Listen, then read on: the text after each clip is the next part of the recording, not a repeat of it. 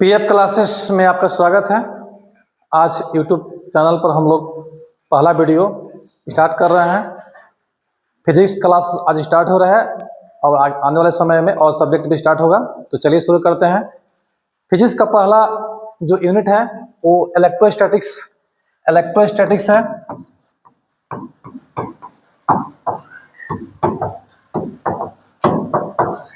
इसका मतलब स्थिर विद्युत होता है। नेक्स्ट जो यूनिट है वो है धारा विद्युत, करंट इलेक्ट्रिसिटी। इलेक्ट्रोस्टैटिक्स में स्थिर आवेश स्थिर अवस्था में रहता है, विरामावस्था में रहता है, और धारा विद्युत में आवेश गति की अवस्था में होता है। फिर से एक बार बोल देते हैं, इलेक्ट्रोस्टैटिक्स का मतलब इस यूनिट में हम लोग को आवेश विरामावस्था में रहेगा और इसमें दो चैप्टर पढ़ना है। नेक्स्ट जो यूनिट है उसमें धारा विद्युत करंट इलेक्ट्रिसिटी है, उसमें भी चैप्टर बहुत है। तो इलेक्ट्रोस्टैटिक्स में पहला जो चैप्टर है, फर्स्ट चैप्टर है, वो है वैद्युत आवेश एवं क्षेत्र। वैद्युत आवेश एवं क्षेत्र। तो देखिए, सबसे पहले बात कि जो आज के डेट में हम लोग का बिजली से जो हमको फायदा मिल रहा है, चाहे एसी हो, कूलर हो, पंखा हो, टीवी हो, सब कुछ जो हम लोग यूज कर रहे हैं, चाहे मोबाइल चार्ज करना हो, ये बिजली हम लोग को सुविधा मिला हुआ है। हम लोग आधुनिक युग में है तो हम लोग देख रहे हैं, यूज कर रहे हैं। लेकिन इसका जो खोज है, जो संघर्ष है वैज्ञानिकों द्वारा, वो हजारों साल तक किया गया, तब जाकर हम लोग को आज के डेट में सुविधा हमको मिल रहा है। तो चलिए हम शुरू करते हैं। विद्युत आवेश का खोज कैसे हुआ था और इसमें किन किन वैज्ञानिकों का योगदान है, चलिए स्टार्ट करते हैं। आज से करीब ईसा पूर्व 600 साल पहले, ईसा पूर्व 600 साल पहले, तो 600 ईसा पूर्व का मतलब पहले समझाते हैं। 600 ईसा पूर्व यूनान के दार्शनिक थेल्स ने कहा था, वही थेल्स जो गणित में आते हैं, मैथमेटिक्स में आते हैं। थेल्स का प्रमेय 10th क्लास में आप लोग पढ़े होंगे। थेल्स ने कहा था कि अंबर को जब ऊन से रगड़ते हैं तो अंबर के पास हल्के हल्के वस्तुओं को आकर्षित करने का गुण आ जाता है। फिर से एक बार बोलते हैं कि 600 ईसा पूर्व यूनान के दार्शनिक थेल्स ने कहा था कि अंबर को जब ऊन से रगड़ते हैं तो हल्के हल्के वस्तुओं को अंबर अपनी ओर आकर्षित करता है। तो सबसे पहले समझते हैं कि 600 ईसा पूर्व का मतलब क्या होता है। तो देखिए, अभी सन चल रहा है 2026। अभी सन चल रहा है 2026। एक साल पहले कितना था? 2025। ठीक है। फिर कभी 1990 भी था, कभी 1980 भी था, इसी तरह कभी एक भी होगा। तो एक से बढ़ते बढ़ते हुआ है 2026। तो एक जब ईस्वी सन स्टार्ट हुआ, एक से स्टार्ट हुआ, उसके 6 साल पहले जाना पड़ेगा। इसका मतलब है कि 2026 में 600 आप जोड़ दीजिए तो ये हो गया आपका 2626, यानी कि 2600 साल पहले की बात है। 2600 साल पहले थेल्स ने कहा था कि अंबर को जब ऊन से रगड़ते हैं तो अंबर में हल्के हल्के वस्तुओं, कागज का टुकड़ा, सूखा पत्ता या पंख, धूलकण इत्यादि को अपने आकर्षित करने का गुण आ जाता है। इसके बाद लगभग 2200 सालों तक थेल्स के कहने के बाद से कोई प्रगति नहीं हुई। 2200 साल के बाद 1600 में इंग्लैंड के महारानी एलिजाबेथ के डॉक्टर थे, चिकित्सक थे, उनका नाम था विलियम गिलबर्ट। विलियम गिलबर्ट ने कहा था कि रगड़ने से आकर्षित, छोटे छोटे वस्तुओं को आकर्षित करने का गुण सिर्फ अंबर में भी नहीं और वस्तुओं में पाया जाता है। जैसे कि कांच को रगड़ेंगे रेशम से, और प्लास्टिक को बिल्ली के खाल से, चाहे एबोनाइट को बिल्ली के खाल से रगड़ने से जो गुण अंबर में आया था,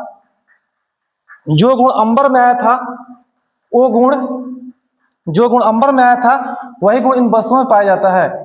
ये बात गिलबर्ट ने थेल्स के कहने के 2200 साल बाद बोला था। ठीक है। तो देखिए, इसमें एक चीज और है, ये देखा गया प्रयोग में कि कांच को रेशम से रगड़ दिया गया। चलिए, यहाँ पर कांच हमें यहाँ बना दिए और प्लास्टिक को यहाँ रख दिए। ठीक है, यहाँ पर। ठीक है, तो क्या हुआ? कांच का एक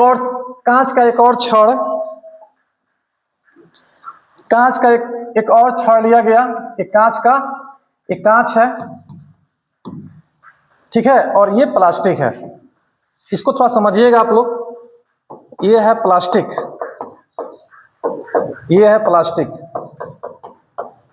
देखिए ध्यान दीजिएगा, ये गिलबर्ट ने कहा था कांच को रेशम से रगड़ते हैं, प्लास्टिक को बिलिखाल से, तो जो अंबर में आकर्षित करने का गुण था वो दोनों में पहुंच गया। इसके बाद अब क्या देखा गया प्रयोग के आधार पे कि कांच को दूसरे कांच के, ये भी कांच है, ये भी कांच है, तो कांच को कांच के पास रगड़ने के बाद लाया गया तो दोनों दूर हट रहे थे, मतलब विकर्षित हो रहा था।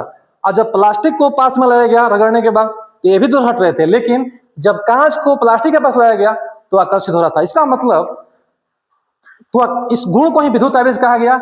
इसका मतलब आवेश दो प्रकार के होते हैं। ये बात 1747 के आसपास बेंजामिन फ्रैंकलिन ने कहा था। बेंजामिन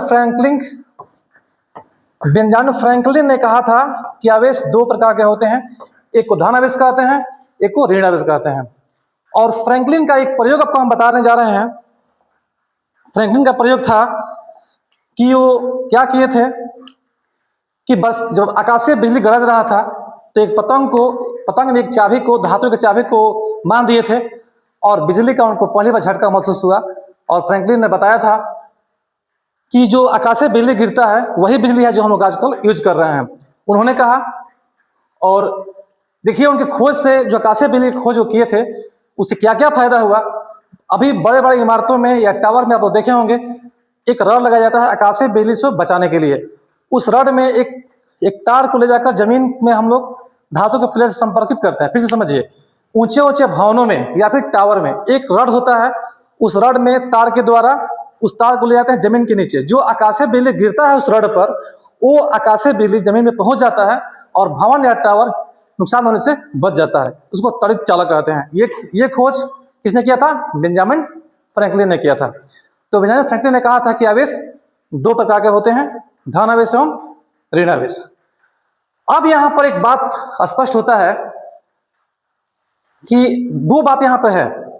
पहला क्वेश्चन इसमें आता है कि रगड़ने से ऐसा क्या हो जाता है, जैसे अंबर को ऊन से रगड़ा गया या कांच को रेशम से रगड़ा गया, तो रगड़ने से ऐसा क्या हो गया कि कांच रेशम से रगड़ दिए और कांच भी हल्के हल्के वस्तुओं को अपनी ओर आकर्षित कर लिया।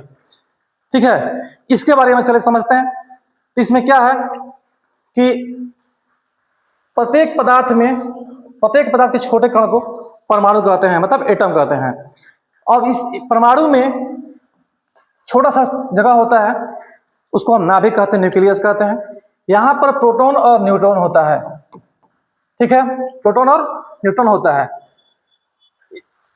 इलेक्ट्रॉन चारों तरफ नाभिक के चारों घूमते हैं। ये बात आप लोग सभी लोग 9th 10th में पढ़ भी किए होंगे, पूरा पता होगा। अब देखिए, मान लीजिए कि यहां हम एग्जाम्पल क्लियर करने के लिए बता रहे हैं। सोडियम है, सोडियम का परमाणु संख्या कितना होता है? 11। अब एक लोहा ले लेते हैं हम, Fe, इस कितना होता है? 26। दोनों को हम रगड़ते हैं आपस में। हम एक बात क्लियर मैं कर दूं कि ये बिल्कुल नहीं कह रहा हूं कि लोहा, सोडियम को लोहा से रगड़ेंगे तो हो जाएगा। इस सिर्फ समझाने के लिए एग्जाम्पल दे रहे हैं कि रगड़ने से वस्तुएं आवेशित कैसे होती है। घर्षण विद्युत इसको बोलते हैं, घर्षण द्वारा आवेशन। आवेशित किसी वस्तु को आवेशित करने का बहुत से प्रकार हैं, लेकिन हम सिर्फ घर्षण विद्युत के बारे में पहले बात कर रहे हैं। तो हम अब रगड़ देते हैं। यहां भी प्रोटॉन न्यूट्रॉन है और इलेक्ट्रॉन चक्कर लगाता है, इलेक्ट्रॉन पूरा घूमता है नाभिक के चारों ओर। ये बात हम लोग पढ़ चुके हैं पहले पिछले क्लास में। तो यहां देखिएगा, अब 11 को सोडियम परमाणु संख्या 11 होता है। इसका मतलब है कि 11 प्रोटॉन की संख्या 11 होगा इसमें और 11 होगा इलेक्ट्रॉन, यानी कि दोनों बराबर होता है। इस पर होता है धन आवेश, इस पर होता है ऋण आवेश। इसीलिए कट के देखिए तो प्लस माइनस कैंसिल हो गया था, कितना हुआ? 0। इसलिए परमाणु विद्युतता उदासीन होता है, कोई आवेश नहीं होता। इसका मतलब समझिए, 11 का प्रोटॉन, 11 को इलेक्ट्रॉन, माना इसका प्लस चार्ज, इस पर माइनस चार्ज, कैंसिल हो गया। अब जब घर्षण करवाते हैं तो इलेक्ट्रॉन या तो पहले वस्तु से, मतलब सोडियम से लोहा में जाएगा या फिर लोहा से सोडियम में जाएगा। ठीक है, इलेक्ट्रॉन जाएगा, प्रोटॉन नहीं जाता है। प्रोटॉन रगड़ने के बाद से इलेक्ट्रॉन या तो पहले से दूसरे वस्तु में जाएगा या दूसरे वस्तु से पहले वस्तु में आएगा। चलिए थोड़ा सा यहाँ दो क्लियर करेंगे हम कुछ देर में आपको कि इलेक्ट्रॉन ही क्यों जाता है रगड़ने के बाद, प्रोटॉन क्यों नहीं जाता। इलेक्ट्रॉन क्यों जाता है? तो देखिए, अब इलेक्ट्रॉन यहां से पहुंच गया, तो अब यहां थोड़ा समझते हैं। देखिए, ठीक है, चलिए फिर से लिख देते हैं हम। 11 को यहां पे ये है सोडियम, ये है लोहा, घर्षण कराए, इसमें 11 गो प्रोटॉन 11 गो इलेक्ट्रॉन, घर्षण से पहले 26 गो प्रोटॉन और 26 गो यहाँ पर इलेक्ट्रॉन था। ठीक है, रगड़ने के बाद मान लेते हैं कि सोडियम से लोहा में 1 इलेक्ट्रॉन चला गया। तो अब बताइए सोडियम से कौन 1 इलेक्ट्रॉन चला गया? लोहा में, इस तरह चला गया। ठीक है, सोडियम से इलेक्ट्रॉन कहां चला गया? लोहा में, 1 इलेक्ट्रॉन। तो बोलिए अब 11 गो प्रोटॉन बचा और 10 गो इलेक्ट्रॉन बचा, प्लस माइनस, यहां प्लस माइनस। देखिए ये तो रगड़ने से पहले तो बराबर था, कैंसिल हो गया 0, लेकिन अब देखिए यहां माइनस कीजिए तो क्या आएगा? प्लस। अब लोहा का देखिए, 1 इलेक्ट्रॉन यहां से सोडियम से लोहा में पहुंचा है, इसका मतलब है कि 26 जो है प्रोटॉन 26 से रहेगा, लेकिन 27 इलेक्ट्रॉन हो जाएगा, प्लस माइनस। इसका होगा माइनस, देख लीजिए -1 होगा, यहाँ +1 होगा, यहाँ पे होगा +1। ठीक है, तो यहाँ क्या दिखाई दे रहा है कि जिसमें से इलेक्ट्रॉन निकलता है उस पर धन आवेश, और जिसमें इलेक्ट्रॉन प्रवेश करता है उस पर ऋण आवेश। यानी दो वस्तु को आपस में रगड़ते हैं तो इलेक्ट्रॉन जिस वस्तु से निकलता है उस पर धन आवेश होता है, और जिस वस्तु में इलेक्ट्रॉन प्रवेश करता है उस पर ऋण आवेश चार्ज उत्पन्न हो जाता है। अब यहाँ पर एक क्वेश्चन ये है, कि इलेक्ट्रॉन ही क्यों जाता है, प्रोटॉन रगड़ने के बाद से दूसरे वस्तु में ट्रांसफर क्यों नहीं होता? इसका कारण यह है कि प्रोटॉन इलेक्ट्रॉन से बहुत भारी होता है, बहुत भारी होने के कारण बहुत वेट है उसमें, इसलिए प्रोटॉन दूसरे वस्तु में नहीं जाता। और एक और कारण है कि जो परमाणु होता है, दो कारण से, देखिए फिर से समझाते हैं आपको, दो कारण से इलेक्ट्रॉन ही जाता है दूसरे वस्तु में रगड़ने के बाद, प्रोटॉन नहीं जाता। पहला कारण यह है कि प्रोटॉन नाभिक में बहुत ही मजबूत बल से, उस बल को क्या बोलते हैं? नाभिकीय बल। नाभिकीय बल के द्वारा बहुत ही मजबूत बल से यहाँ पर बंधे रहते हैं, प्रोटॉन नाभिक में चिपके रहते हैं एक दूसरे के साथ में, इसीलिए प्रोटॉन किसी भी कीमत पर रगड़ने के बाद से ट्रांसफर नहीं होता। लेकिन अब इलेक्ट्रॉन जो बंधा रहता है नाभिक से, वो कूलम्ब बल से बंधा रहता है, और कूलम्ब बल कमजोर होता है और नाभिक बल बहुत मजबूत होता है। दो कारण है, फिर से बोल रहे हैं, प्रोटॉन जो जिस बल से जुड़ा है नाभिक में, वो नाभिकीय बल बहुत मजबूत होता है, और सेकंड कारण है कि प्रोटॉन बहुत भारी होता है, इसीलिए इलेक्ट्रॉन ही प्रवेश करता है दूसरे वस्तु में, इलेक्ट्रॉन का ट्रांसफर होता है। कुल मिलाकर हम लोग का निष्कर्ष यह निकला कि दो वस्तुओं को आपस में रगड़ने पर जिस वस्तु से इलेक्ट्रॉन निकलता है उस पर धन आवेश, और जिस वस्तु से इलेक्ट्रॉन प्रवेश करता है उस पर ऋण आवेश होता है। ठीक है, और फ्रैंकलिन ने तो बता दिया था कि आवेश 2 प्रकार के होते हैं, धन आवेश एवं ऋण आवेश।